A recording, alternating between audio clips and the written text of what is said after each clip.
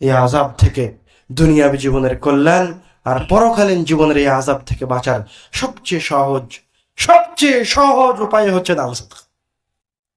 সবচেয়ে দ্রুত বাঁচা যায় যে মাধ্যম দিয়ে, তার নাম হচ্ছে দান সাদকা। শেষ আরেকটা উদাহরণ দিব।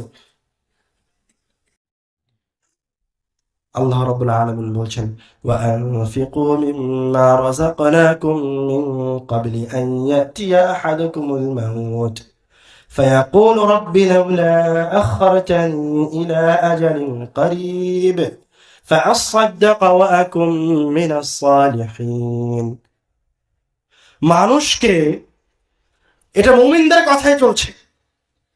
আল্লাহ রাব্বুল আলামিন বলছেন, তুমি মৃত্যুবরণ মরার আগেই দান সদকা করে নাও। কেন? মরার আগেই দান সদকা করে নাও কেন?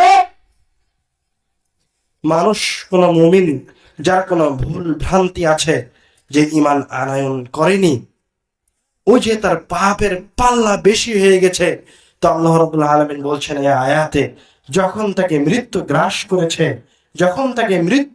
করেছে, যখন সে তার আমলনামা, তার পরকালকে দেখতে পাচ্ছে, তখন সে সূর্যের আলোর ন্যায় দেখতে পাবে যে তার অর্থ সম্পদের, তার দান সদকার পাওয়ার কত বেশি ছিল।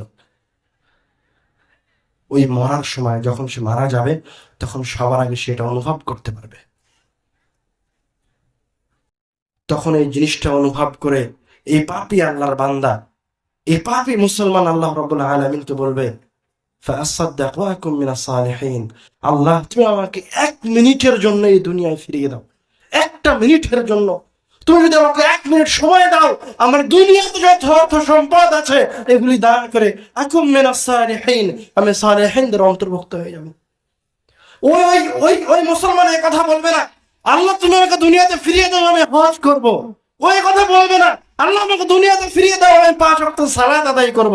এই কথা বলবে না, আল্লাহ আমাকে দুনিয়াতে ফিরিয়ে দাও, আমি আমার পিতামাতার আনুগত্য করব, আমার রাসূলের আনুগত্য করব। কি বলবে? 1 মিনিটের মোহলাত দাও, আমি 1 মিনিট সময় নিয়ে পৃথিবীতে গিয়ে আমার অর্থ সম্পদ দান করে সালিহিনদের অন্তর্ভুক্ত হয়ে যাব। কেন? দান করলে সাথে সাথে তার পাপগুলি ক্ষমা হয়ে যাবে, দ্রুত সালিহিনদের অন্তর্ভুক্ত হতে পারবে। রাসূল সাল্লাল্লাহু আলাইহি ওয়াসাল্লাম বলেছেন, তোমার সম্পদ অতটুকুই যেটা তুমি দান করেছো, আর যেটা রয়ে গেছে সেগুলো তোমার কোনো সম্পদ নয়।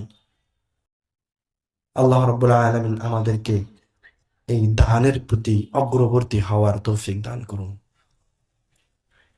দানের হিকমত